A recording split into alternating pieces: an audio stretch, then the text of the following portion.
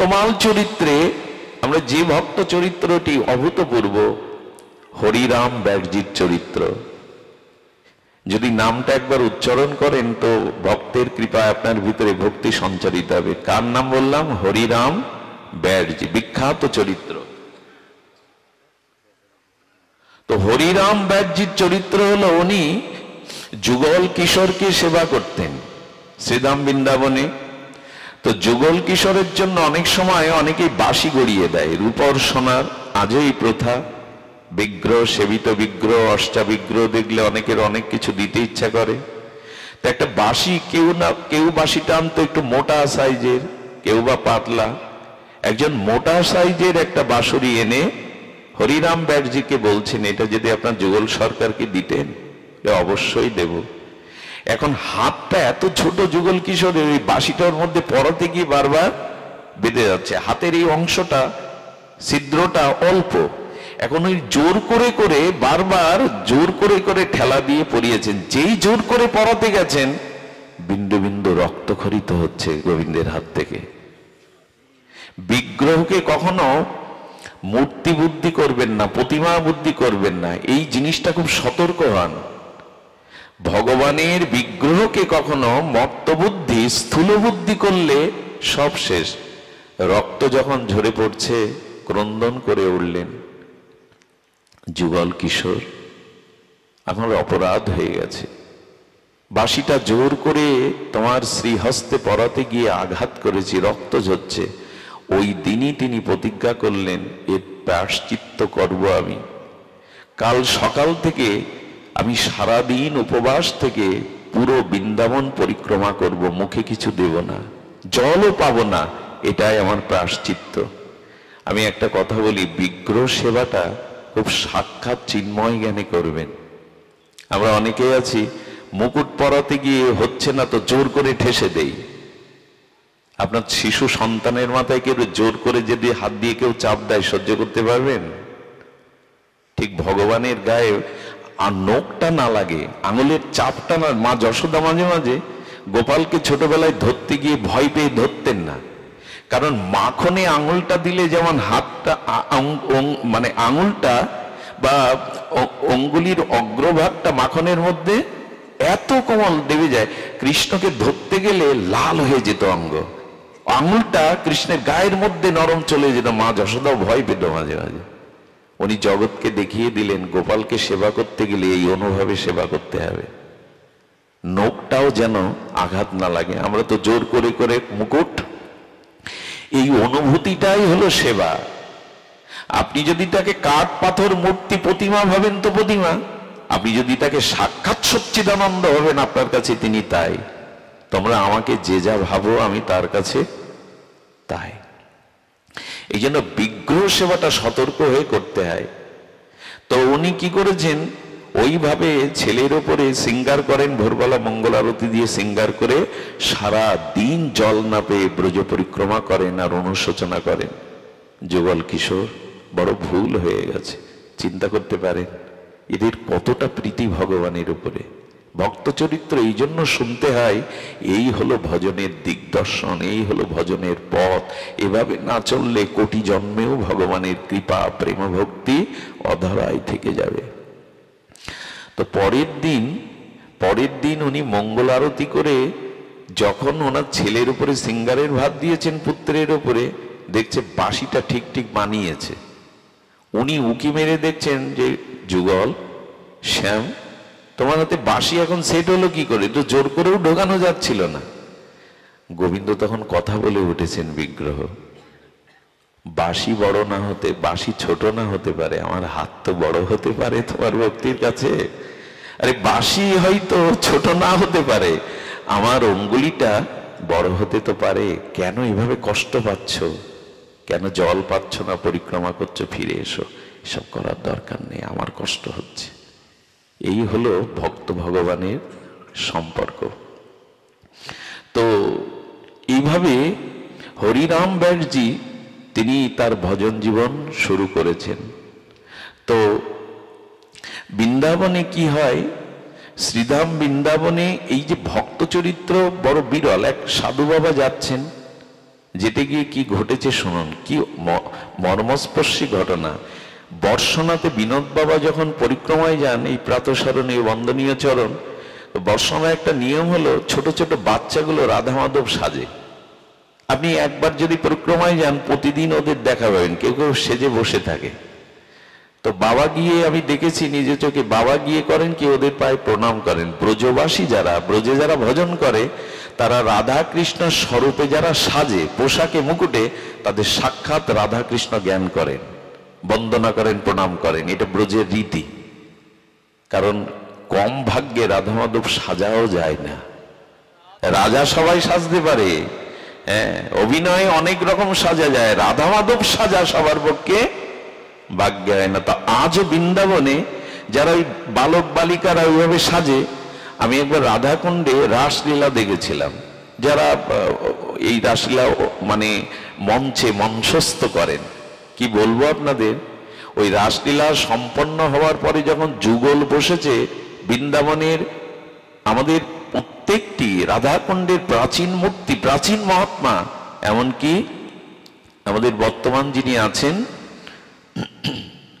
আমাদের বাবাজি মহারাজ সহ, প্রাণকৃষ্ণ বাবাজি মহারাজ, উনি সহ সকলে আসরে উঠে গড় হয়ে প্রণাম করে তাদের অর্ঘ্য, তাদের প্রসাদ পাওয়াচ্ছেন। আমি বললাম, বারে এরা অভিনয় করছে। পাশে একজন গাটিবু বলছে, এখনো বসে আছেন বাবাজি মহারাজরা, গিয়ে দেখুন। আরে আপনি এখনো বসে আছেন, আপনার এই জ্ঞান নেই যে ওরা সাক্ষাৎ স্বরূপে রাধা মাধব মনে করছে। সেই দিন ওই শিক্ষাটা ব্রজে পেলাম, রাধা মাধবের স্বরূপও যারা সাজে তাদেরকে সাক্ষাৎ জ্ঞান করা উচিত। তো বসে আছে, এক বাবাজি যেতে যেতে গিয়ে প্রণাম করেছে, প্রণাম করে বলছেন, আশীর্বাদ করো হে যুগল সরকার, হে স্বরূপ, আশীর্বাদ করো। হঠাৎ বালকটা ওই সাধুর দিকে তাকিয়ে বলছেন, 4 দিন বাদেই তো তুমি জগৎ ছেড়ে চলে যাবে। যেই বলেছেন উনি স্তম্ভিত হয়ে দাঁড়িয়ে, তার সাথীরা চলে যাচ্ছে, বলে বাবা চলুন পরিক্রমায়। উনি নড়ছেন না। আরে ওইটুকু শিশু কৃষ্ণ সেজেছে, সে মুখে বলেছে বলে আপনি মরবেন? বলে না গো, ওরা সাধারণ না, আমার যাওয়ার সময় হয়েছে, আমার আর ভজন হলো না, আমি এমনি করেই চলে যাব। দাঁড়িয়ে দাঁড়িয়ে কাঁদছেন। গিয়ে সবাই চলে গেছে, চরণে গিয়ে সেই স্বরূপ কৃষ্ণ যিনি সেজেছেন সেই বালকের কাছে গিয়ে বললেন, আমি চলে যাব, একটু ভজন করতে এসেছিলাম জগতে, ভজন করতে পারবো না। যখন বারবার কাঁদছে তখন হঠাৎ চোখ মেলেও বলছে, যাও, তোমাকে আর যেতে হবে না, থাকো কিছুদিন।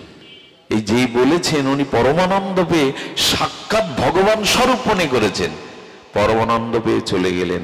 আশ্চর্য হতে হয় কি জানেন, এর 4 দিন বাদে ওই যে বালক স্বরূপে কৃষ্ণ সেজেছিলেন, ওর বাড়িতে একটা বিবাহর ব্যবহারিক কারণে ওরা একটা গাড়িতে করে যেতে গিয়ে বর্ষণায় অ্যাক্সিডেন্ট হয়, এবং ওই ছেলেটাই কেবল অ্যাক্সিডেন্টে মারা যায়। বাবাজি মহারাজ সারা দিন কেঁদেছিলেন।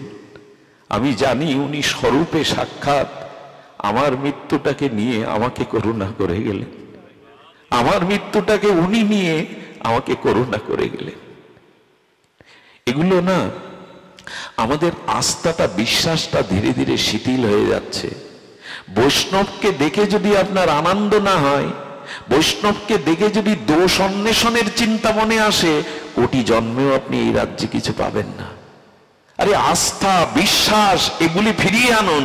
এই পথে, এই ভজন পথে বিশ্বাস ছাড়া, শ্রদ্ধা ছাড়া, আস্থা ছাড়া কিছুই পাবেন না। শুধুই যদি বিচার করতে থাকেন, একদিন ওই বিচারের মধ্যেই পড়ে যাবেন, পাওয়া যাবে না। এই জন্য স্বরূপে যারা ওখানে সাজে, তাদেরও পরম কল্যাণ আদি হয়। তো আপনাদের সেই ঘটনা বলবো, হরিরাম ব্যাটজির সেই ঘটনা। দেখুন, আমি আগেই একটু সতর্ক করে নিই। একজন না সমুদ্রে স্নান করতে গেছেন। সমুদ্রে যখন স্নানে গেছেন, তো প্রথম সমুদ্রে যাওয়া লোকটি একটু ভীত, একটু সরল টাইপের গ্রাম্য লোক। তো সমুদ্রের ঢেউগুলো যখন সামনে আসে, সাহসী লোকের একটু ভয় হয় না, যদি ভাসিয়ে নিয়ে যায়। তো ঢেউ এক একটা আসছে, ও দেখে আর ওই স্নান বাদে ও ছুটে পালাচ্ছে। এইভাবে 2 ঘন্টা ওইভাবে হবে ঢেউ আসছে পালাচ্ছে, ওর উদ্দেশ্য এক সময় হয়তো ঢেউটা থামবে, আমি অপেক্ষা করি তবে চান করে চলে যাব। পাশে এক মহাত্মা বলছে, কি গো ঘন্টার পর ঘন্টা দাঁড়িয়ে একবার যাচ্ছ আবার পেঁচাচ্ছ? বলে, মহাশয় ঢেউটা থামলেই মনে করেছি ও তো আমাকে ভাসিয়ে নিয়ে যাবে। এসে বললেন, আর চান তোমাকে করতে হবে না জন্মে, ঢেউ থামবে না, তোমাকেও আর ডুব দিতে হবে না। কত অজুহাত আমাদের, ছেলেটার এই হয়নি, মেয়েটার এই হয়নি, সংসারের এই দশা, এসব মিললে তবে তোমাদের সাথে হরিকথা শুনতে যাব, ভজন করব, ব্রজে যাব। সংসারে ঢেউ কারো থামবে না, ওতে ভয় পেয়ে পিছিয়ে গেলে স্নান আর হবে না। ডুব যদি দিতেই হয়, এই যন্ত্রণা জ্বালা এর মধ্যেই ডুব দিতে হবে, এর মধ্যেই ডুব দিতে হবে। সময় কারো জন্য আলাদা বরাদ্দ নাই। এজন্য সংকল্প করুন। এই যে যারা সামনে বসেছে, যাদের মুখগুলো দেখি আশ্চর্য, বিন বাজালে যেমন সাপগুলো গর্ত থেকে উঠে নাচতে থাকে, যারা একবার এই জাতীয় শ্রদ্ধা বিশ্বাসে সাধু সঙ্গ পেয়েছে, এদের আর বাড়ি ধরে রাখতে পারবেন না, এদের আর ধরে রাখতে পারবেন না। এরা জেনেছে সংসার সুখের হবে না, সংসারে অশান্তি কখনো কমবে না, কারণ আমাদের প্রারব্ধ কর্ম যা যা আছে তা ভুগতেই হবে। গত গত জন্মে যে কর্ম করে এসেছে প্রারব্ধ লঙ্ঘন করতে পারবো না, কিন্তু নূতন যে সময়টা গোবিন্দ দিয়েছেন ওটাও যন্ত ভজনে কাজে লাগায়। যা হয় হোক প্রারব্ধে, যা হয় হোক ভজনে অন্তত নূতন সময়টা নূতন ভাবে কাজে লাগায়। এই সিদ্ধান্তগুলো নিতে হবে। সংসার কোটি জন্ম সময় দিলেও পূর্ণ হবে না। এই তরঙ্গ, দুঃখ যন্ত্রণা অপমান, এই তরঙ্গ সংসারে থামিনি কখনো, এর মধ্যেই ডুব দিতে হবে। এর মধ্যেই যদি দিতে পারেন তবে হবে। হরিরাম ব্যাসজির কথা বলছিলাম, বড় অদ্ভুত। বৃন্দাবনে মাঝে মাঝে রাস, ওই যে ছোট ছোট বালক বালিকারা বা যারা নৃত্য কলায় বিশরত, এরা মাঝে মাঝে রাস উপস্থাপন করে।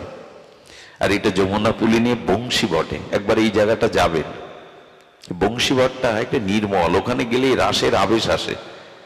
তো যমুনা পুলিনে বংশীবটে রাস হচ্ছে। তখন কে কে আছে জানেন? সামনে বসেছে কে? হরিরাম ব্যাসজি তো গেছেন, আর হরিদাস স্বামীজি আছেন, বিদগ্ধ জনেরা আছেন, সিদ্ধ মহাত্মারা কয়েকজন সামনে বসে এই রাস মঞ্চস্থ দর্শন করছেন। হরিরাম ব্যাসজি তার মধ্যে গিয়ে বসেছেন। হরিরাম ব্যাসজি গিয়ে যখন বসেছেন, কি ঘটলো জানেন? রাস মঞ্চস্থ হচ্ছে।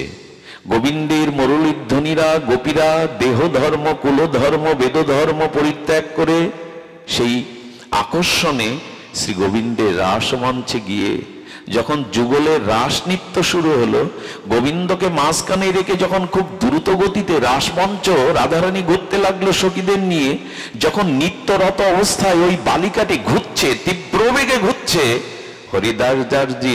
হরিদাস দাস ব্যাসজির দৃষ্টি রাধারানীর চরণের দিকে, যিনি রাধারানীর রাসলীলা করছেন না। এগুলো একটু স্মরণের বিষয়। মাঝে মাঝে বসে বসে হরিনাম করতে করতে রাধারানীর চরণ চিন্তাটা করবেন। এমন তার চরণে তার এই চিহ্নগুলো, এরকম জ্যোতি, রাধারানীর চরণ চিন্তা একবার যদি হৃদয়ে লেগে যায়, বর্ষির মতো আটকে যাবে, আরো ছাড়বে না। এই চিন্তাগুলো করতে উনি ধ্যান করছেন। ওই যে বালিকাটি রাধা স্বরূপে সাক্ষাৎ রাস নৃত্য করছে দ্রুত, হঠাৎ করে ওই রাধারানীর চরণের একটা নূপুরের দড়ি ছিঁড়ে নূপুরের দানাগুলো ছড়িয়ে গেছে, ওনার লক্ষ্য গেছে। আর সবাই আবেশে দেখছেন, উনি দ্রুত গতিতে চলে গেলেন, যে ওদের সাথে ওই দৌড়াচ্ছেন। উদ্দেশ্য কি জানেন? ওইগুলো দানাগুলো মানে এক জায়গায় দাঁড়াতে এলো, রসভঙ্গ হবে, উনি ওদের সাথে দৌড়িয়ে দানাগুলো করে নিলেন। সুতো পাবে কোথায়? কি করেছে জানেন? উনি ছিলেন দিব্য সাক্ষাৎ উপবিধারী ব্রাহ্মণ। খবরদার, এ কথা শুনে আবার বিপরীত ব্যাখ্যা করবেন না। প্রেম রাজ্যে সব নিয়ম খাটে না, প্রেম রাজ্যের নিয়ম কিছু আলাদা। উনি উপনয়নটা টেনে ছিঁড়ে ফেললেন। উপনয়ন ছেড়ে ব্রাহ্মণ, উপনয়ন যদি ছিঁড়ে যায়, ছেড়ে না ছিঁড়ে যায়, তবে তাকে প্রায়শ্চিত্ত করতে হয়। তাকে সারাটা দিন ধরে দাঁড়িয়ে জল অন্নবিহীন প্রায়শ্চিত্ত করতে হয়। ব্রাহ্মণের উপবীত যদি ছিঁড়ে যায় এটা তার কাছে অভিশাপের মতো, আর যদি কেউ ছেড়ে ইচ্ছা করে তার নরক গতি ছাড়া কিছু না। কিন্তু হরিনাম ব্যাগজি ছিঁড়ে ওই নিত্যের মধ্যে দ্রুত বেগে ওগুলো গেঁথে নিলেন, তার উপনয়নের সুতাতে গেঁথে নিয়ে ওর মধ্যেই রাধারানী যখন একটু দাঁড়িয়েছেন নুপুরটা আবার পরিয়ে দিলেন। এটা যাত্রার পক্ষে সম্ভব না। উনি যখন করলেন এটা যখন উনি ওইভাবে পরিয়ে দিলেন, তো হরিরাম ব্যাসজির এই দৃশ্যটা হরিদাস দাসজি দেখে ফেলেছেন। দেখে ফেলার সাথে সাথে রাত যখন স্তিমিত হলো, সঙ্গে সঙ্গে ব্রাহ্মণ কুল উঠে বললেন, হরিদাস, হ্যাঁ ব্যাসজি, এটা কি করলেন? বেদের মন্ত্রে ওঙ্কার প্রণব থাকে এক একটা উপবীতের সাথে, আপনি ওঙ্কারকে একটা বালিকা রাধা সেজে রাস করছে তার চরণে উপবীত ছিঁড়ে দিয়ে দিলেন। এ অভিশাপ বহন করতে পারবেন তো? এ দায় নিতে পারবেন তো? কথাগুলি যারা শুনছেন, এখানে ব্রাহ্মণ আছেন, ভুল বুঝবেন না, কিছু আলাদা। উপনয়ন যদি আপনি থেকে খসে পড়ে, আমি আগেই বলেছি, প্রায়শ্চিত্ত করতে হয়, হোমযজ্ঞ করতে হয়, উপবাস থাকতে হয়, এবং এর দ্বারা ব্রাহ্মণের অনিষ্ট সাধন হয়। এই জন্য উপনয়নকে ব্রাহ্মণরা, উপনয়ন ব্যতীত তারা গায়ত্রী মন্ত্র উচ্চারণ করতে পারবে না, পারা সম্ভব নয়, অর্চনা করতে পারবে না। এই জন্য প্রাণের থেকে প্রিয় ব্রাহ্মণের এই উপনয়ন। সেটা ছিঁড়ে যখন পরিয়ে দিলেন, ব্রাহ্মণরা যখন এর ব্যাখ্যা চাইল, কি বলল জানেন? আহা, হরিরাম ব্যাসজি বললেন, আমি ব্রাহ্মণ ছিলাম, ব্রাহ্মণের অভিমানও ছিল, যেদিন কৃপা করে ব্রজে এলাম সেদিন আর ব্রাহ্মণের অভিমান মনে রাখিনি। শুনুন, আমার পেছনে 5 গাড়ি করে শাস্ত্র আসতো, কারণ আমি পণ্ডিত ছিলাম। পরাস্ত করে আমি হাজার হাজার প্রশংসা, দিগ্বিজয় পণ্ডিতের প্রশংসা পেয়েছিলাম। আমি মেওডার রাজার রাজ পণ্ডিত ছিলাম। ব্রজে যখন এলাম, ব্রজ ধুলি যখন মাগলাম, সেই দিন থেকে গ্রন্থগুলো মন্দিরে বিসর্জন দিয়ে দিলাম, আর নয়। আমার হাজার প্রশংসাপত্র যমুনার জলে ভাসিয়ে দিয়ে বললাম, পাণ্ডিত্য চাই না, প্রেম ভক্তি চাই। আমার ভিতরে অভিমান ছিল, মাস্টার আমি রাজপণ্ডিত, আমি বিদ্বান, আমি বড় পণ্ডিত, দিগ্বিজয়ী পণ্ডিত। প্রশংসাপত্র সব যমুনার জলে দিয়েছিলাম, কিন্তু একটা বাধা ছিল এই উপবীতটাই। আমি এখনো দ্বিজ, শ্রেষ্ঠ। আপনারা অপরাধ মনে করেন আর যাই করেন, আমার এই উপবীতও যেন আমায় বলল, যদি আমারও গতি করতে হয় রাধারানীর চরণে দিয়ে দাও, ওই চরণেই দিয়ে দাও, যে চরণ গোবিন্দ মস্তকে ধারণ করে ধন্য মনে করেন, সেই চরণে দেওয়া অপরাধ নয়। হরিদাস স্বামীজি উঠে দাঁড়িয়ে বললেন, ওনার সম্পর্কে আপনারা কতটুকু জানেন জানি না, তবে ওনাকে ঘাটাবেন না। উনি রাধারানীকে সাক্ষাৎ জ্ঞান করে চরণে পরিয়ে দিয়েছেন। এই জন্য তখন যারা পণ্ডিত ব্রাহ্মণ ছিল জানলো হরিদাস জারজি সাধারণ না। কি বলবো, একদিন গয়াপ্রসাদ শাস্ত্রী, বিখ্যাত মনীষী, গয়াপ্রসাদ শাস্ত্রী এরকম বৃন্দাবনে যাওয়ার আগে এই কথাগুলো শুনে বুঝে যাবেন, তাহলে ব্রজযাত্রাটা সার্থক হবে। ব্রজযাত্রা সহজে যেতে নেই, গেলে ব্রজের মহিমাকে জেনে তবে যেতে হয়। তো গয়াপ্রসাদ শাস্ত্রীজি একদিন এরকম মঞ্চস্থ হচ্ছে একটা লীলা, ওই যে রাধা কৃষ্ণ স্বরূপে, আমি স্বরূপ বলছি কেন জানেন, ওদেরকে মনে করা যাবে না অভিনয়। সবাই অনেক কিছু সাজলেও রাধা মাধব সবাই সাজতে পারে না, মানায়ও না। গয়াপ্রসাদজি শাস্ত্রীকে বলছেন, বৃন্দাবনের সবাই এই স্বরূপকে কৃষ্ণ জ্ঞান করে, রাধা জ্ঞান করে। উনি বললেন, এটা আমার মনে ধরে না, কে সেজেছে রাধা কৃষ্ণ, এটা ব্রজের কথা বলছে, আমাদের এখানে না।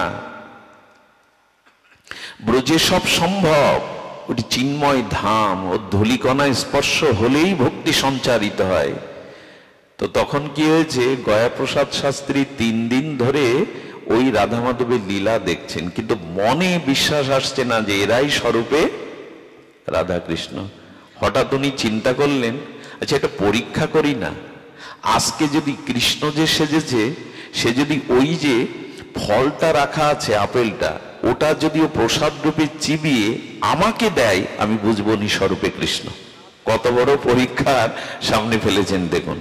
ওই দিন লীলা করতে করতে হঠাৎ দেখলেন সেই কৃষ্ণস্বরূপ বালকার ফলটা নিলেন, চর্বিত করে দৌড়ে গয়াপ্রসাদ শাস্ত্রীর কাছে, একটু হা করো, হা করো না, তাড়াতাড়ি হা করো, গালে দিয়ে দিলেন। যেই দিয়ে দিলেন, প্রেমে মূর্ছিত হয়ে 3 দিন মোচ্ছা ছিল না, 3 দিন। এরপর থেকে কেঁদে কেঁদে বলেছিলেন, বিশ্বাস আসেনি আমার, বড় ভুল করেছি, বড় ভুল করেছি। এই জন্য সাধুগুরু বৈষ্ণব এর প্রতি, আমার চরিত্রে দোষ থাকতে পারে, আমার অনেক স্খলিত চরিত্র থাকতে পারে, কিন্তু আপনার বিশ্বাস যদি থাকে আমি সাধু, ওই বিশ্বাস শ্রদ্ধায় আপনি তরে যাবেন, আমি না চড়ে যেতে পারলেও। বিশ্বাস এমন জিনিস, শ্রদ্ধা এমন জিনিস। আজকাল দোষ দেখতে দেখতে আমাদের, কারণ অপরের দোষ দেখলে না ওটা আগে ভেতরে এসে বাধা বাঁধে। প্রতিটা মানুষ এখন তার্কিক হয়ে গেছে, সহজে ভগবত বিষয়ক কোনো বিশ্বাস নিতে পারে না। অন্তত আস্থা ফিরিয়ে আনুন, নিজের কল্যাণ তো করতে হবে। এই জন্য ভক্ত দোষ অন্বেষণ করতে নাই। দেখুন তারাই মহান যারা ভক্তের দোষ না দেখে দোষটাকে গুণ করে দেখে। আরে এক রাজা চাতুর্মাস্য 1 মাসে নিয়ম সেবা ব্রত যেতেন এক রাজার কাছে, এটা উপনিষদের চরিত্রে আছে। তো সেই রাজা রানী শ্রী গুরুদেবকে সাক্ষাৎ ভগবান জ্ঞানে সেবা করতেন।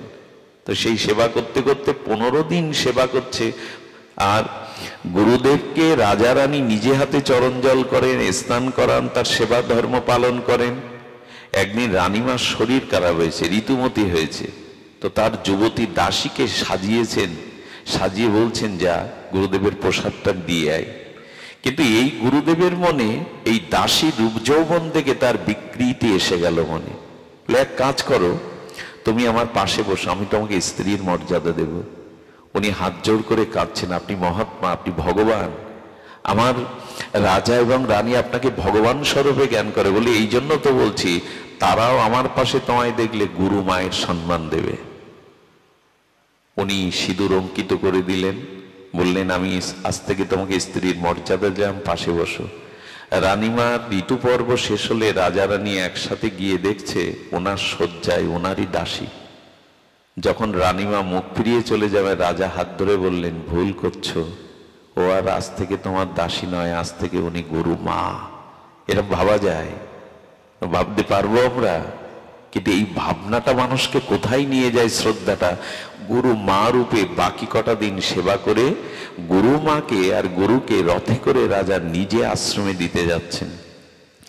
জঙ্গলের মাঝখানে বিধাতার কি ইচ্ছা, গুরুদেবের ক্ষুধা পেয়েছে, রাজবাড়িতে খেলে তো খাবার না পেলে ক্ষুধা লাগবে, বলে একটা ফলের ব্যবস্থা করো জঙ্গলে। ফল একটা ঋষির আশ্রমের থেকে নিয়ে আসলেন।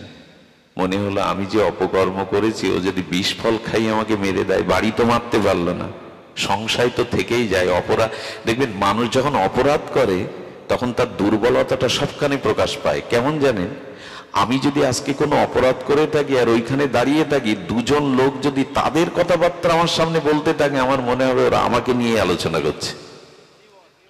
অপরাধী চিত্ত কখনো প্রশান্তি পায় না। এই জন্য মানুষকে অপরাধ থেকে দূরে থাকতে। 2 জন কথা বলছে, তাদের কথা মনে হচ্ছে ওরা আমাকে নিয়েই আলোচনা করছে। ঘুম হবে না ভালো, আপনার মনে শান্তিও পাবেন না। এই জন্য অপরাধ বোধ থেকে ভক্তকে দূরে থাকতে বলা হয়। যদি হয়েও যায় তার জন্য অনুশোচনা করতে হয়, ক্ষমা প্রার্থনা করতে হয়, দোষকে স্বীকার করতে হয়। তো রাজা তখন বলছেন, এই 20 ফল খেয়ে নিশ্চয় মারবে, ফলের নাম কি জেনে এসো। ঋষির কাছে গেলে ত্রিকালজ্ঞ ঋষি বললেন, গুরুদেবকে বলো ফলটা চিপতে। ফলটা 2 ভাগ করলেই ওর মধ্যে লেখা আছে ফলের নাম। ফলটা যখন গুরুদেব আগলা করলেন, তখন দেখছে মাঝখানে লেখা রয়েছে কর্মফল। আর ওই ফলের 2 পাশে 2টো দৃশ্য দেখতে পেলেন পদ্মার মতো। এক দৃশ্যে রাজা রানী বৈকুণ্ঠে চলেছেন ভগবানের পুষ্পের রথে, আর এক রথে গুরু আর গুরুমা নরকগামী হচ্ছেন আর এক রথে। চমকে উঠে উনি মাটিতে পড়ে রাজার কাছে ক্ষমা প্রার্থনা করতে লাগলেন। আমার বলবার উদ্দেশ্য কি, আমি যদি আমার শ্রদ্ধার না রাখতে পারি, এই আসনে বসে এই বক্তব্যে আমার পতন হবে, কিন্তু আপনার শ্রদ্ধা যদি আমার প্রতি দৃঢ় থাকে আপনি তরে যাবেন। শ্রদ্ধার এমন মহিমা, আপনি তরে যাবেন। এই জন্য সহসে বিশ্বাস হারাবেন না কারো প্রতি, সুযোগ দিন। আমাদের সমালোচনা ছাড়া, আমরা দোষ দেখা ছাড়া অন্য কিছু শিখিনি, তো আমাদের মধ্যে আসবেটা কি? হ্যাঁ, তো এই জন্য সব সময় আমাদের এই চিন্তা করতে হবে। উনি গয়াপ্রসাদ শাস্ত্রী মনে করতেন এরা লীলা অভিনয় করছে, এরা হবে কি করে? সেই দিন থেকে উনি যখনই ব্রজে আসতেন, যাকে দেখতেন তাকে ভগবৎ স্বরূপ মনে করে প্রণাম করতেন। যাকে দেখতেন ছোট বড়, বলে এই ব্রজের সবই ভগবৎ প্রকাশ। ব্রহ্মারও মাথায় তাক লেগে গিয়েছিল, ব্রহ্মারও মাথা ঘুরে গিয়েছিল। ব্রহ্মা যখন গোবৎস হরণ করে 1 বছর পরে আসছে, দেখে গোবিন্দের হাতের লাঠিটা, পাশুনিটাও নারায়ণ। ভগবান মানে গোরাকাল হতে গেলে, গাভী রাখতে গেলে একটা পাশুনি হাতে নিতে নাই না। ব্রহ্মা দেখছেন রাখালদের হাতের লাঠিটাও নারায়ণ চতুর্ভুজ। আরে আমি বুঝতে পারিনি বৃন্দাবনের মহিমা। বৃন্দাবনে যতবারেন হোটেলে উঠবেন না, হোটেল বা বাইরের খাবার খাবেন না। বৃন্দাবনে গেলে 5টা জিনিসের স্মরণ নেবেন, তাহলে রাধারানীর কৃপা হবে। প্রথমে জুতো পায়ে দিয়ে ব্রজ পরিদর্শন। ওই ধুলিতে গোবিন্দ কখনো, রাধারানীও কখনো পাদুকা পায়ে দেননি। বৈকুণ্ঠের নারায়ণের পাদুকা আছে, দ্বারকায় আছে ভগবান শ্রীকৃষ্ণের স্বর্ণ পাদুকা, মথুরায় আছে, বৃন্দাবনে দেননি। সেই ধুলিতে আমি আমার পা আমি চলতে পারি না, এসব কথা হলো? এক বাবা না পরিক্রমা করতে করতে পাথরে হোঁচট লেগে 1 খণ্ড কেটে গিয়ে রক্ত বেরোচ্ছে। ওষুধ পাবি কোথায়? বলে বাবা আরে ওষুধ তো এখানেই আছে। ধুলিকণাগুলো দিয়ে দিল, ম্যাজিকের মতো রক্ত ব্যথা বন্ধ হয়ে গেল। আজও হয়, আজও হয়। তো এই জন্য ব্রজে যেতে গেলে প্রথমে ধুলির কাছে অঙ্গ মিশিয়ে প্রার্থনা করুন, তুমি ধুলি নও। রাধারানীর চরণ, রাধা গোবিন্দের চরণ, এতে মেশানো আছে গোপীদের প্রেম বিরহ অশ্রু মিশানো আছে। ধুলিকে প্রথমে মাখবেন। প্রথমে গিয়ে যমুনার একটু জল পান করে বলবেন, হে কালিন্দী, কৃষ্ণ ভক্তি তুমি দিতে পারো, তুমি চরণামৃত, তোমাতে গোবিন্দ লীলা করেছেন, সন্তরণ করেছেন, দিতে পারো। তৃতীয়ত বৃক্ষকে জড়িয়ে ধরে কাঁদবেন আর বলবেন, তোমরা পারো, লীলাকে দেখিয়ে দিতে, লীলা স্মরণ করিয়ে দিতে, কৃপা করো। চতুর্থ, গোপেশ্বর মহাদেবের কাছে শরণ নিয়ে তবে ব্রজ দেখতে হবে। যদি মহাদেবের চরণে শরণ না নিয়ে ব্রজ দর্শন করেন, কাজ হবে না। আর বাকি থাকলো কি? ব্রজের ধুলি আর ব্রজবাসীদের সম্মান করতে হবে। টাকা বেশি নিয়ে নিল, বড় কথা বললো, দেখ বৃন্দাবনে এখন ব্যবসা হয়ে গেছে, খবরদার। 2-4 দিনের জন্য আছেন, এত হিসাব কেন? হ্যাঁ, ব্রজবাসীরা গাড়ি ভাড়া বেশি নিয়ে নিল, একটুখানি দেখিয়ে বললে এত টাকা দাও, এই গেলেন তো গেলেন। ব্রজবাসীরা কৃষ্ণকে কাঁদে উঠেছেন, এটো ফল খাইয়েছেন। গোবিন্দ বললেন, ব্রজবাসী আমার প্রাণ। যে ব্রজবাসুদের ত্রুটি দেখে, ভুল দেখে, সে আমার কৃপা। এই জন্য ব্রজে যখন যান, কষ্ট হলে কিছু কাপড় অর্থ নিয়ে ব্রজবাসীদের দান করে আসবেন, তাতে গোবিন্দ রাধারানী প্রসন্ন হবে। এই 5টা জিনিসে শ্রদ্ধা না হলে, এই জন্য একটা অনুরোধ করি, যদি কখনো বৃন্দাবন যাত্রায় যেতে হয়, শুদ্ধ ভক্তের সাথে যাবেন।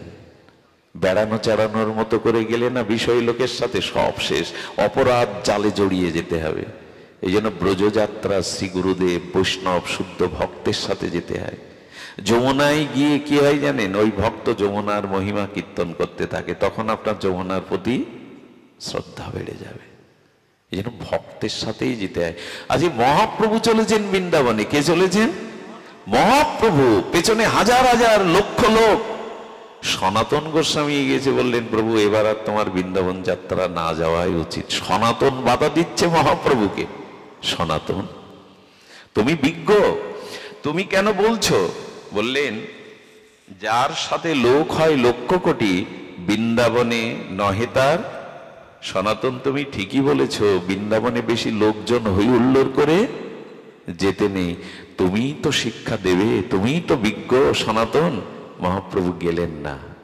এর থেকে আমরা শিখতে পারি, জানতে পারি, হই হুল্লোড় করে পিকনিক করার মতো, বেড়ানোর মতো করে বৃন্দাবনে যাওয়া উচিত নয়। ব্রজের যে যাত্রাটা এরকম তাদের স্বরূপ জ্ঞান করতে হয়। এই জন্য দেখবেন প্রাতঃস্মরণীয় বিনোদ বিহারী বাবা, প্রাণকৃষ্ণ বাবা, ব্রজ বালিকাদের দেখলে আমার একটা স্মৃতি মনে পড়ে। আমরা পেশায়ের ঝাড়ি গিয়েছিলাম, আপনাকে 2.5-3 ঘন্টা পায়ে হেঁটে যেতে হবে, কোনো যানবাহন পাবেন না। আর সেই পেশায়ের বন 200 বছরের কাঠ, ওখানে কেউ সই না, বাড়ি নিয়ে যায় না। জঙ্গলের মধ্যে পথটা কে যেন বাতাসে পরিষ্কার করে দেয়, ছোট পথ। ওইখানে সাধারণত কেউ টিকতে পারে না যারা প্রকৃত ভজন না করে। সৌভাগ্য হয়েছিল ওই জঙ্গলে যাওয়া। সেখানে অশ্বত্থামা এখনো জেগে আছে, অশ্বত্থামা অমর, অশ্বত্থামা সেখানে এখনো আছে। তো ওই জঙ্গলে এক বাবাজি মহারাজ রাধারানী নুপুরও পেয়েছিলেন, সেই স্থানটা এখনো বাঁধানো আছে। সৌভাগ্য হয়েছিল গৌর বাবার দ্বারা, আমাদের ধনঞ্জয়, আমরা নিতায়, আমরা সেখানে গিয়ে কিছুটা সেই মাটির স্পর্শ পেয়েছিলাম। বলছি এই কারণে, কাঠ ফাটা রৌদ্রে চলে আসছি আমরা। ওই যে বললাম 2.5 ঘন্টা কোনো গাড়িতে পাবেন না, তো চলে আসছি। এক ব্রজমা সেই কাঠ জোগাড় করে জঙ্গল থেকে চলে যাচ্ছে, অন্য জঙ্গল থেকে। ছোট একটা বাচ্চা মেয়ে, 4 বছর হোক, ওর মাথায়ও বোঝা, ঘেমে দরদার করে পড়ছে বোঝা মাথায়। আমাদের দেখে না মিষ্টি করে হেসে বলছে, জয় রাধে বাবা, জয় রাধে। থমকে দাঁড়ালাম, হাসি মুখে এমন করে জয় রাধে বলল। ওর চরণের দিকে যাওয়ার পথে অনেকক্ষণ তাকিয়েছিলাম। কত কোটিকাল সৌভাগ্য ক্রমে এরা বোঝে জন্মেছে, মাথায় বোঝা, দরদর করে ঘাম ঝরছে। ওইটুকু বালিকা কি মিষ্টি করে জয় রাধে বাবা, জয় রাধে। প্রাণ জোড়ানো তাদের মুখের শব্দ যেন সঙ্গীতের মতো রসালাপ করে, তাদের হাঁটাটা যেন নৃত্যের মতো। এই জন্য ব্রজে যেতে হয় একটা অনুভূতি নিয়ে। মহাপ্রভু যবে নারীর গ্রামে গিয়েছিলেন, নাচিতে নাচিতে প্রভু আইলো আলিট গ্রাম। প্রভুর চোখে জল, প্রভু দোলাই গড়াচ্ছে আর অশ্রু সজল নয়নে বলছে, বলতে পারো রাধাকুণ্ড কোথায়, বলতে পারো শ্যামকুণ্ড কোথায়।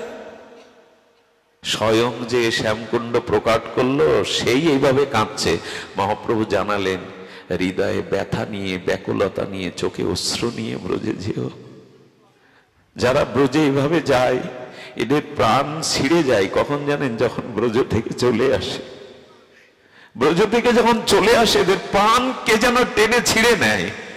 আড়ালে কাঁদতে দেখেছি তাদের রাধারানী। কেন ব্রজ থেকে চলে যেতে হবে?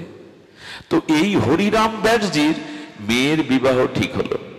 মেয়ের বিবাহ ঠিক হলে উনি মেয়েকে বললেন, বাহ, বিবাহ করে ব্রজে ছেড়ে যাবি? ব্রহ্মাও যে ব্রজের বাস আশা করে, বিয়ে করা এত দরকার, আর বিয়ে যদি করবি ব্রজের বাইরে চলে গেলে আমায় মুখ দেখাবি না, এই না হলে বাবা। মেয়ে বলল, বাবা তো ঠিক হয়েছে বিবাহ, তুমি অমত করো না। আপনাদের কি বলবো, বিবাহ হওয়ার পরে যখন বিদায় বেলা, হরিরাম ব্যাসজি কাঁদছেন। প্রণাম করতে গিয়ে মেয়ে বলছে, বাবা তোমার চোখে জল। বলে, ভুল বুঝলি, আমি তোর জন্য কাঁদছি না, আমি কাঁদছি আজ ব্রজ থেকে ব্রজের বাইরে চলে যাচ্ছিস বলে। ওরে হতভাগিনী, এখানে ব্রহ্মাও ধূলি হওয়ার জন্য তপস্যা করে, সেই ব্রজ ছেড়ে চলে যাচ্ছিস। তো উনি যে রাজপণ্ডিত ছিলেন, সেই রাজা এসেছিলেন বিবাহে। মেরতানা কোথায়, ওরঝার রাজা। ওরঝার রাজা এই দৃশ্য দেখে ওনার গুরুদেবকে কাঁদতে দেখে হরিনাম জামাইকে বললেন, জামাইয়ের বাবাকে বললেন, আমি কিছু জায়গা দান করছি, এখানে বাড়ি করে দিচ্ছি, সমস্ত ভার আমাদের, আপনি ব্রজ ছেড়ে যাবেন না, উনি কষ্ট পাচ্ছেন। শেষে ঘর জামাই হয়ে থেকে গেল। এদের ব্রজনিষ্ঠা দেখেছেন? মেয়েকেও বলে হতভাগিনী, কেউ ব্রজ ছেড়ে চলে যায়। ঠাকুর মশাই এই জন্য প্রাণের আবেদন লিখে লিখেছেন, কবে হবে রাধা কুণ্ডে বাস। একটা নিবেদন করি, ব্রজবাস না হলে যুগল ভজন প্রেম ভক্তি হবে না। তো আমরা তো হতভাগা বিষয়ী, আমাদের কি হবে? রূপ গোস্বামী বললেন, অন্তত প্রতিদিন মনে মনে ব্রজে বাস করো। বিকালবেলা যখন মালা নিয়ে বসবেন, দেখবেন আপনি রাধাকুণ্ডের তীরে বসে আছেন, রাধাকুণ্ডের তীরে যেভাবে সাধুরা আসে দেখতে পাচ্ছেন, এভাবে মনে মনেও যদি ব্রজবাস করেন, রাধারানী একদিন টেনে নিয়ে নেবে।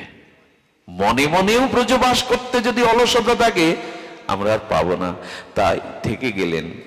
একদিন হঠাৎ ওনার তিন ছেলে দেখছে মালপোয়া আর ভালো ভালো রান্না করছে, ওনার স্ত্রী ওনার মেয়ে চারিদিকে। উনি আনন্দে বলছেন, আজ বোধহয় 56 ব্যঞ্জন হবে যুগল সরকারের, আজ বোধহয় আমার যুগল সরকারের সেবা হবে। স্ত্রীকে বলছে, এত আয়োজন, আমার যুগল সরকারের সেবা? বলে, না না, বেয়ান আসছে। উনি মুখটা শুকনো করে ফিরিয়ে গেলেন। বাহ, আমি ভাবলাম আমার যুগল সরকারের জন্য। দেখুন সাধুদের রতি দেখুন। উনি তখন মনে মনে ব্যথা পেলেন, বাহ, বেয়ানের জন্য আয়োজন, আমার যুগল সরকারের আয়োজন নেই। এই জন্য আত্মীয় স্বজনের প্রতি কর্তব্য করতে হয়, কিন্তু সাধুদের প্রীতি থাকে বেশিরভাগে ভক্তের দিকে। আমরা জামাই আদর কত বুঝি, তাই না? মেয়েটাকে মারে, ব্যথা দেয়, তাও আদর বুঝি, অথচ সাধু আদর বুঝি না। সাধু প্রীতিটা বাড়ান। বাড়িতে একজন সাধুর পাপ ধুলো পড়া মানেই দেবতার বরাভয় আশীর্বাদ আসা, গোবিন্দ সন্তুষ্ট হন। এই জন্য উনি মনে মনে ব্যথা পাচ্ছেন। ব্যথা পেয়ে যখন সেবা করতে বসেছে, তখন বেয়ানরা, বিষয়ী লোকরা একদিকে, আর একদিকে ভক্তরা বসেছেন। কিছু সাধুদেরও নিমন্ত্রণ হয়েছে। উনি কি করেছেন জানেন? ভালো ভালোগুলো যখন বিষয়ের পাতে যাচ্ছে, ওনার তো হৃদয়ে জ্বালা ধরছে। হ্যাঁ, ভক্তরা পেল না, পেল ওই। আর এই যে দুগ্ধ দিতে দিতে কি করেছে জানেন? আহা, খুব ভালো ঘটনা। দুগ্ধ দিতে দিতে হরিরাম ব্যাসজির স্ত্রী সেই দুগ্ধের ভিতরে যে ওই স্বর বা সার থাকে না, ওইটা পড়ে গেছে হরিরাম ব্যাসজির পাতে। বললেন, বাহ, আর জায়গা পেলে না। না, সাধুদের পাতে পড়লো না, আমার পাতেই দিয়ে দিলে। বড় ব্যথা পেয়ে উঠে দাঁড়িয়ে উনি গালাগালি শুরু করেছেন। হ্যাঁ, এই রক্ত মাংসের দেহের সেবা তোমার ইচ্ছা, আর একে পুষ্ট করে কি করবে? সারাদিন যারা আহার ভুলে রাধা মাধবের ভজন করে, তাদেরকে দিতে হয় উত্তম বস্তু, দাও, তাদেরকে দিতে হয়। এই রক্ত মাংসের শরীরটাকে কেন দিচ্ছ? তেজে উঠলেন। সাধুরা বলছে, বাবা, বাবা রাগতে নাই, মা দিতে গিয়ে পড়ে গেছে, উনি তো আর বেছে বেছে দিচ্ছেন না। দেখুন সাধু প্রীতি কতখানি।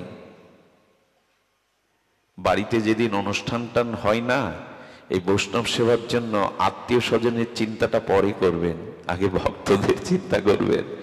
মা কি করে? সন্তানকে খেতে দেওয়ার সময় কড়াইতে হাঁড়িতে তার জন্য আছে কি দেখে?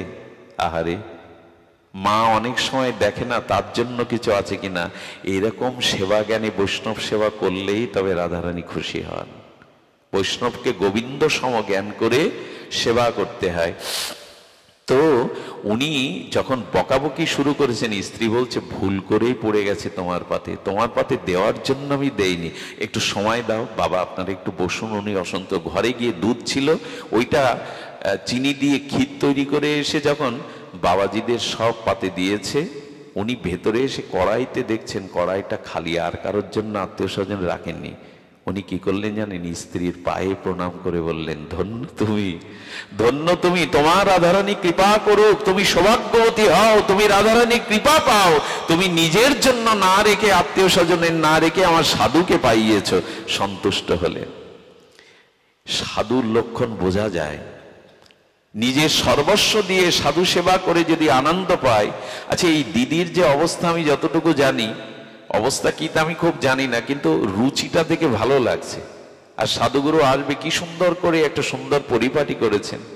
মানুষের অর্থ যদি ভগবত সেবায়, ভগবত কর্মে না লাগে, সেই অর্থ অভিশাপ হয়ে দেখা দেয়। যারা এগুলি করেন, এই মাসব্যাপী আমাদের মোবারকপুরে অনুষ্ঠান হয়। হৃদয় দা, আমাদের দাদারা আছেন, মৃত্যুঞ্জয় দাদারা আছেন, মিলে করেন। আমি তখন ভাবি, একটা মাস দীর্ঘ ভাগবত পাঠ, ভক্ত সেবায়, এই হলো অর্থের সদুপযোগ। দাদা মাঝে মাঝে বলেন, দাদা একদিন 2-4 জন গ্রাহক হয়ে যায়, আমি দেব। এই জন্য অর্থ সামর্থ্য ভগবত কাজে। মহাপ্রভু বসেছেন হরিদাসের নির্জনে। মহাপ্রভু বললেন, আমার পাতে কেন দিচ্ছ? ভক্তদের পাতে দাও। হ্যাঁ, লাবড়ি কাকে বলে? অনুপ লাবড়ি বলে, আমার পাতে এইগুলি দাও, ভক্তদের পাতে ভালো ভালো দাও। এই হলো বৈষ্ণব সেবা শেখাচ্ছেন মহাপ্রভু। দ্বিতীয় ঘটনা বলি, সময় নেওয়ার অধিকার নেই। হরিরাম ব্যাসজি কি করেছেন, ওনার সময় হলো অপ্রকারের। 102 বছর বুঝেছিলেন। কয় বছর ছিলেন? 2 বছর। উনি বুঝতে পেরেছেন আর নয়, ডাক এসেছে। 3 ছেলেকে ডাকলেন। ওনার 3 ছেলেকে ডাকলেন, এক যুগল, একজন নাম কিশোর, আরেকজন বিমল। এই 3 ছেলেকে ডেকে উনি 3টে ভাগ করেছেন। খুব মার্মিক কথা, শুনতে হবে মন দিয়ে। তো 3টে ভাগ করেছেন। ওনার বিষয় ঐশ্বর্য অনেক ছিল ব্রজে। তো বিষয় ঐশ্বর্যটা একদিকে, যুগল একদিকে, আর নিজের জপের মালা, নিজের ভজন একদিকে। 3 ছেলেকে বলছেন কে কি বেছে নাও নাও। বুঝতে পেরেছেন ভাগটা? ওনার যে জপের মালা, তিলক এবং যে ভজন করতেন সেই ভজনের পাত্র, এটা একদিকে, বিষয় একদিকে, আর যুগল একদিকে। বড় ছেলের অধিকার উনি বিষয় নিয়ে নিলেন, সম্পত্তি যা কিছু নিয়ে নিলেন। মেজ ছেলে যুগল নিয়ে নিলেন। আর শেষে যে এই সরল, তার নামও যুগল, সেই যুগল কিশোর বললেন, বাবা তোমার এই জপের ভজনের মালিকা আর তোমার তিলক আমায় দাও। ছোট ছেলের দিকে তাকিয়ে বলছেন, তোকে যদি প্রথমে নেওয়ার অধিকার দেয়া হতো তুই কি এটা নিতিস? বলে, অবশ্যই বাবা, অবশ্যই আমি তোমার এই ভজনের মালিকা, এই ভজন নিতাম। বলে, কেন নিতিস? বলে, বাবা আমি ভজন পেলেই না রাধা মাধব পাবো, আমি ভজন পেলেই না কৃপা পাবো। গোবিন্দ পেলে ভজন পাবো কিনা জানি না, কিন্তু ভজন পেলে ভগবানকে পাবো। এটা আমার কাছে সর্বোত্তম সম্পত্তি। কিছু মনে করবেন না, জীবনে যদি মানুষের ভালোবাসাও চান, এই জগতে যদি শান্তিতেও থাকতে চান, আমার মনে হয় ভক্তি বেছে নেওয়া উচিত, ভজন বেছে নেওয়া উচিত। আমার মতো বিষয়ী মানুষকে এত ভালোবাসা আপনারা কেন দিবেন? আমাকে দেখে আদৌ না। বিল্বমঙ্গল, তোমাকে যতটুকু ভালোবাসি তার কারণ হলো তোমার মুখ দিয়ে গোবিন্দ কথা বেরোই বলে। এই জগতেও যদি কেউ শান্তি চায়, ভালোবাসা, সম্মান চায়, তাকে ভজন করা উচিত। জগতে খ্যাতি হয় কার? জগৎ কাকে পূজা করে, কাকে ভালোবাসে? যিনি ভগবানকে ভালোবাসেন। গোবিন্দ বলছেন, আমি আমার সম্মানের কথা প্রচার করি না, আমি চিরকাল আমার ভক্তের মহিমায় প্রচার করি। যে আমার হয় আমি তার মহিমা প্রচার করি। এই জন্য জীবনে ভক্ত খাতায় নাম লেখান, ভজনটাকে গ্রহণ করুন। ছোট ছেলেকে এত সন্তুষ্ট হলেন। হরিরাম ব্যাসজি বললেন, বাবা এটুকু বুঝেছিস জীবনে যে ভজনই সব?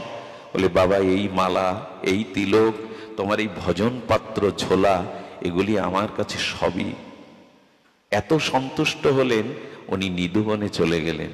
গিয়ে হরিদাস স্বামীজিকে বললেন, আমার এই ছোট পুত্রটাকে আপনার চরণে নিন। যখন বললেন, উনি এক মুখ তাকিয়ে বললেন, যমুনাতে স্নান করে এসো। হরিদাস স্বামীজি ইনি বিশাখার অবতার। উনি বললেন, যমুনা থেকে স্নান করে এসে যুগল মন্ত্র দিয়ে রাতে কি বললেন জানেন? যমুনার তীরে গিয়ে ওখানে আজকে রাত কাটাও, বাপ বেটা দুজনে মিলে ওখানে এই দেখুন সাধু কৃপায় কি হয়, মহতের কৃপায় কি হয়। ওই মন্ত্র পেলেন, ওই মালায় জপ করতে করতে যমুনার পাশে বসেছেন। কি বলবো আপনাদের।